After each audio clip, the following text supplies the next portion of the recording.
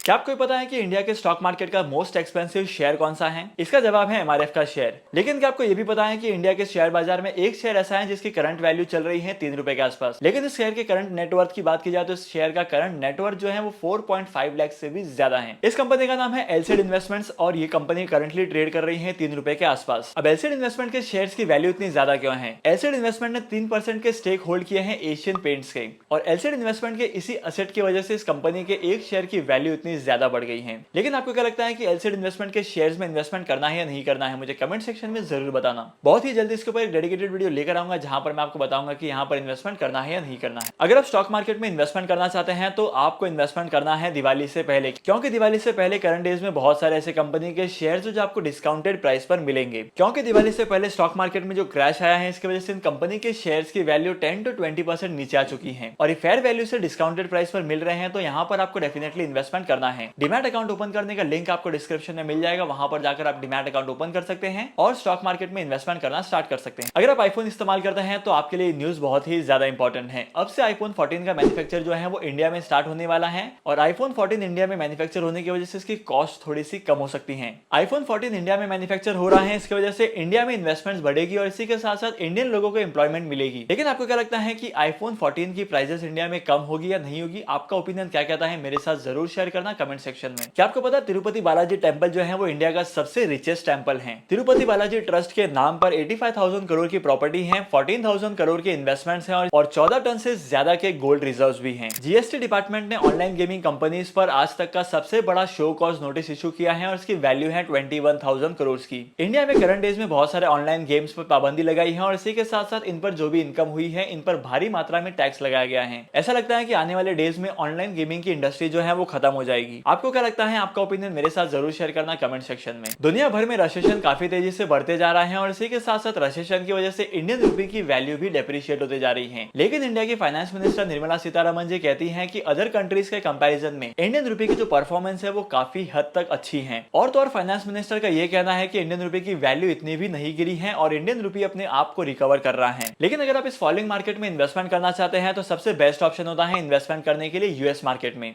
जिसके लिए आप आईएनडी मनी एप्लीकेशन का इस्तेमाल करके इन्वेस्टमेंट कर सकते हैं। यूएस मार्केट में इन्वेस्टमेंट करने के भी बहुत सारे ऑप्शन होते हैं, जैसे कि आप किसी भी कंपनी के शेयर्स में इन्वेस्टमेंट कर सकते हैं, म्यूचुअल फंड में इन्वेस्टमेंट कर सकते हैं और इसी के साथ साथ बहुत सारे ऑप्शंस होते हैं। तो आईएनडी मनी एप्लीकेशन का लिंक मैं डिस्क्रिप्शन में दे दूंगा, वहां पर जाकर आप आईएनडी मनी एप्लीकेशन को इंस्टॉल कर सकते हैं और स्टॉक मार्केट में इन्वेस्टमेंट करना स्टार्ट कर सकते हैं। अगर आप विप्रो में काम करते हैं या आपका कोई दोस्त विप्रो में काम करता है तो उसके साथ ही वीडियो जरूर शेयर करें, क्योंकि विप्रो ने अपने ज्यादातर एम्प्लॉइज के लिए एनुअल इंक्रीमेंट को अनाउंस किया है। इसका मतलब क्या होता है कि हर साल में इंक्रीमेंट मिलेगा इसके एम्प्लॉइज को। क्या आपको पता है कि वेदांता इंडियन स्टॉक मार्केट की पहली ऐसी कंपनी बनेगी जो लंदन स्टॉक एक्सचेंज पर लिस्ट होने वाली है? और अगर वेदांता के पास्ट रिटर्न की बात की जाए तो वेदांता ने अपने इन्वेस्टर्स को काफी अच्छे रिटर्न्स दिए हैं और इसी के साथ साथ वेदांता का जो फ्यूचर बिजनेस प्लान है वो भी काफी यूनिक और काफी डिफरेंट है। तो अगर आपने वेदांता के शेयर्स में इन्वेस्टमेंट किया है तो ये आपके लिए बहुत अच्छी बात है, लेकिन अगर आपने वेदांता के शेयर्स में इन्वेस्टमेंट नहीं किया है तो वेदांता के शेयर्स में इन्वेस्टमेंट कर लो। अब मैं आपको एक ऐसी कंपनी के शेयर के बारे में बताने वाला हूं जिसके 15 साल पहले के शेयर्स की वैल्यू थी 20 रुपीज, लेकिन आज इस कंपनी के शेयर्स के प्राइजेस ने क्रॉस कर लिया है 3,400 के लेवल को भी, और इस कंपनी का नाम है सोलार इंडस्ट्रीज। तो अगर आपने 15 साल पहले इस कंपनी के शेयर में इन्वेस्टमेंट किया होता तो आपके इन्वेस्टमेंट की वैल्यू जो है वो 91 गुना बढ़ जाती। अभी लगता है ना कि इस कंपनी के शेयर्स में इन्वेस्टमेंट करना चाहिए। लेकिन अगर आपको जानना है कि सोलार इंडस्ट्रीज के शेयर्स में इन्वेस्टमेंट करना वर्थ होगा या नहीं होगा तो मेरी अगली वीडियो का इंतजार करना। इंडिया के prime minister Narendra Modi ji India में 5G की सर्विसेज को लॉन्च करने वाले हैं, वो भी 1 अक्टूबर 2022 से। तो यहाँ पर देखना यह है कि 5G की स्पीड आखिर 4G के कंपैरिजन में कितनी ज्यादा है और सबसे पहले कौन कौन से स्टेट में 5G की सर्विसेज को लॉन्च किया जाएगा। हर्षा इंजीनियर के आईपीओ के शेयर्स मार्केट में लिस्ट हो चुके हैं 40% प्रीमियम पर। हर्षा इंजीनियर की कंपनी ने इसके इन्वेस्टर्स को ये शेयर्स दिए थे 330 रुपीज के आसपास, लेकिन जब इस कंपनी के शेयर्स मार्केट में लिस्ट हुए तब 450 रुपीज पर लिस्ट हुए और अपने इन्वेस्टर्स को 40% के रिटर्न दिए। अगर आप हर्षा इंजीनियर के शेयर्स में करंटली इन्वेस्टमेंट करते हैं over the period of time long term के लिए, तो यहाँ पर आप काफी अच्छे रिटर्न कमाते हैं। तो आज के इस इंपॉर्टेंट वीडियो को यहीं पर खत्म करते हैं और होप करता हूँ कि आज की वीडियो का कंटेंट आपको वैल्यूएबल लगा होगा। अगर आपने आज के इस वीडियो से कुछ नया सीखा है तो इस वीडियो को लाइक करना, शेयर करना, इसी के साथ साथ अगर आप इस चैनल पर नए हो तो इस चैनल को सब्सक्राइब करो। मैं आपको मिलूंगा अगली वीडियो में नए टॉपिक के साथ, एक इंटरेस्टिंग टॉपिक के साथ। तब तक के लिए signing off, happy investing and good bye.